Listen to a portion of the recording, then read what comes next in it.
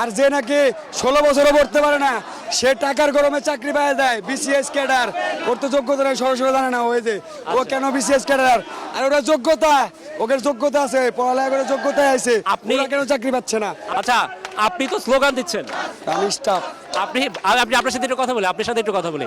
আমরা এই আন্দোলনের এক পর্যায়ে একজনকে পেয়েছি। ওদের আন্দোলন ঠিক আছে, ওরা 20 বছর পড়ালেখা করে, 24 বছর পড়ালেখা করে, ওরা যদি ওদের অধিকার না পায়, আর যে নাকি 16 বছরও পড়তে পারে না, সে টাকার গরমে চাকরি পায় দেয়। বিসিএস ক্যাডার, ওর তো যোগ্যতা নেই, সরাসরি জানে না ওই যে ও কেন বিসিএস ক্যাডার। আর ওরা যোগ্যতা, ওদের যোগ্যতা আছে, পড়ালেখা করে যোগ্যতা আছে, আপনি কেন চাকরি পাচ্ছে না? আমার এইটুকু। আচ্ছা ঠিক আছে, আপনি একটা গাড়ির হেল্পার। জি, আপনার হাতে দেখি টাকাটা একটু দেখাই। কন্ট্রাক্টর, কন্ট্রাক্টর আমি। আপনি গাড়ি থেকে নেমে এসে শেখ হাসিনার গাড়ি কন্ট্রাক্টর। আচ্ছা। আমি এদের আন্দোলনকে সফল মনে করি, এদের আন্দোলন সার্থক হোক, সফল হোক। জয় বাংলা।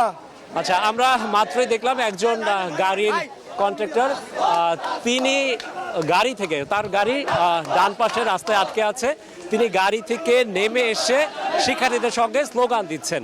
এবং তখন যখন তাদের সাথে তার সঙ্গে আমি কথা বলার চেষ্টা করলাম, তিনি বললেন যে এই আন্দোলনের সঙ্গে তিনিও সম্পৃক্ত এবং তিনি মনে মনে সেই শিক্ষার্থীদের যে চাওয়া, সেই চাওয়ার সঙ্গে একাত্মতা প্রকাশ করেছেন।